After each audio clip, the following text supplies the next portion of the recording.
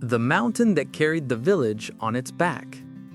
In a country where the mountains are so tall they wear clouds like scarves, there stood one mountain everyone called Old Grandfather. He was the tallest, gentlest, and oldest of them all.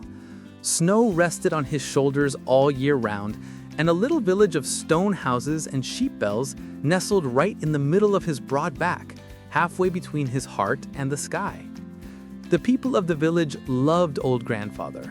They built their homes into his warm slopes, planted apple orchards in the folds of his coat, and every spring they sang him thank you songs for holding them safe above the wild rivers far below. But one autumn, something changed. The youngest children began to notice that Old Grandfather was sighing. Deep, slow sighs that made the pine trees shiver. His snow melted a little earlier each year. Tiny cracks, thin as spider silk, appeared on the highest rocks.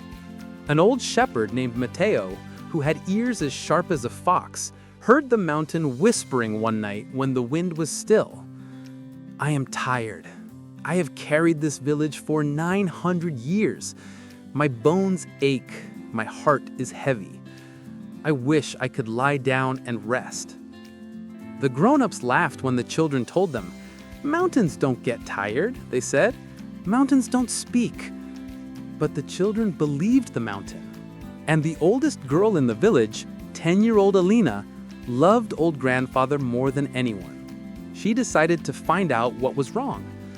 Every day after chores, Alina climbed higher than any child had ever climbed, past the last house, past the last apple tree, past the eagle's nests, until she reached the very crown of Old Grandfather, where the snow never melted. There she sat and pressed her ear to the cold stone. And the mountain spoke, not in words, but in feelings that filled her whole chest. He was not angry. He was simply exhausted. For centuries he had carried houses, orchards, goats, grandmothers, weddings, funerals, snowstorms, and summers.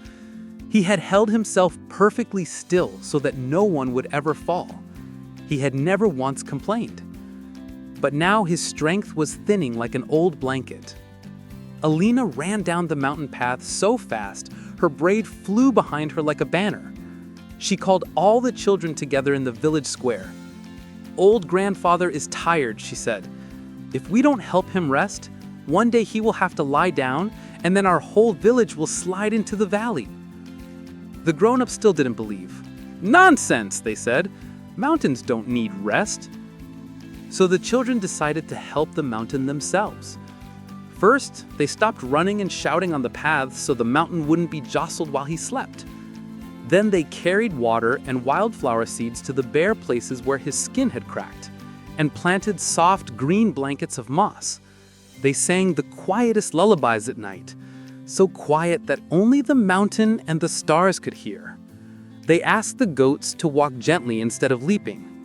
They even moved the heaviest hay barns a little lower down the slope so Old Grandfather wouldn't have to hold so much weight on his highest shoulders. Day after day, week after week, the children worked without telling the grown-ups why. And slowly, very slowly, the mountain sighs grew softer. One winter evening, when the first big snow fell, Alina climbed again to the crown of the mountain. She lay on her stomach and pressed her cheek to the snow. Old Grandfather's voice came like warm breath on a cold window. "Little ones, I feel lighter. I can rest now. Thank you." That night, something magical happened. All across the mountain, tiny, glowing flowers, white and silver, softer than moonlight, opened in the snow. They had never grown there before. The grown-ups woke up and saw the mountain shining gently from top to bottom. They walked outside in their nightshirts and stood speechless. Then they heard it, the faintest, happiest sigh, like a grandparent falling asleep in a rocking chair after a long good day. The grown-ups looked at the moss the children had planted, at the quieter paths, at the barns moved lower, at the gentle footprints instead of heavy ones, and for the first time they understood. From that night on, Every single person in the village began to walk softly, speak softly, and carry only what was truly needed. They planted more moss and flowers, they moved more houses a little lower each year, they taught every new baby to love the mountain like a tired old friend who needed kindness. An old grandfather never had to lie down.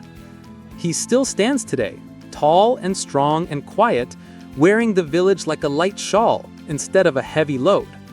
On still nights, you can see the silver flowers glowing, and if you listen very carefully, you can hear the mountain breathing slow, peaceful dreams. The children grew up and had children of their own, and they all told the same story at bedtime. A mountain can carry a village for 1,000 years, but only if the village learns to carry the mountain too. Moral: to whisper when your child's eyes are almost closed.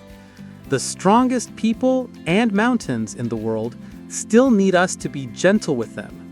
Real strength isn't only about holding everything, sometimes it's about letting others make your load lighter so you can keep standing tall. Good night, my gentle little climber. The mountain is rocking you tonight, and tomorrow we will walk softly together.